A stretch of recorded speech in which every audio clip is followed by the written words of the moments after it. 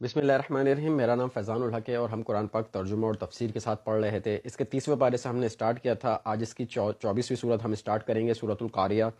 اس کے تمہیدی کلمات ہیں۔ اس سورہ مبارکہ کے مضمون سے ظاہر ہوتا ہے کہ یہ ابتدائی مکی دور سے تعلق رکھتی ہے۔ اس کا موضوع قیامت اور آخرت ہے۔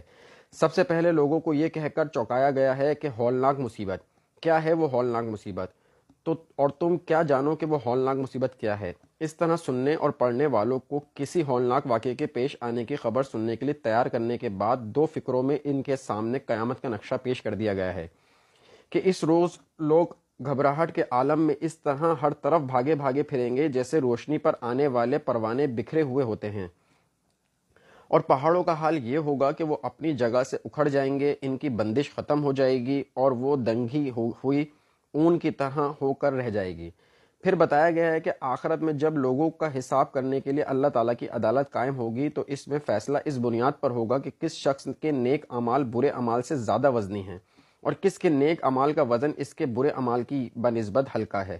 پہلی قسم کے لوگوں کو وہ عیش نصیب ہوگا جس سے وہ خوش ہو جائیں گے، اور دوسری قسم کے لوگوں کو اس گہری گھائی میں پھینک دیا جائے گا جو آگ سے بھری ہوئی ہوگی۔ بسم اللہ الرحمن الرحیم۔ القاریہ، وہ کھٹکھٹانے والی۔ مل قاریہ، کیا ہے وہ کھٹکھٹانے والی؟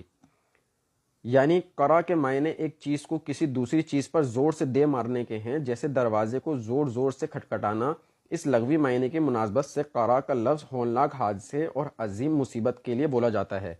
چنانچہ جب کوئی قوم کسی حادثے، فاجعہ یا عظیم آفت کا شکار ہو تو عرب کہتے ہیں فرأتہم القاریہ، یعنی وہ قیامت جب آئے گی تو پوری کائنات کو کھٹکا ڈالے گی اور دنیا کی ہر چیز کو تہہ و بالا کر دے گی۔ تمام اجرام فلکی آپس میں ٹکرائیں گے جس سے خوفناک دھماکے ہوں گے اور دل دہلا دینے والی آوازیں پیدا ہوں گی۔ وما ادراک ما القاریہ، اور تم کیا سمجھے کہ کیا ہے وہ کھٹکھٹانے والی؟ یوم یکون الناس کالفراش المبثوث، جس دن لوگ بکھرے ہوئے پتنگوں کی طرح مانند ہوں گے۔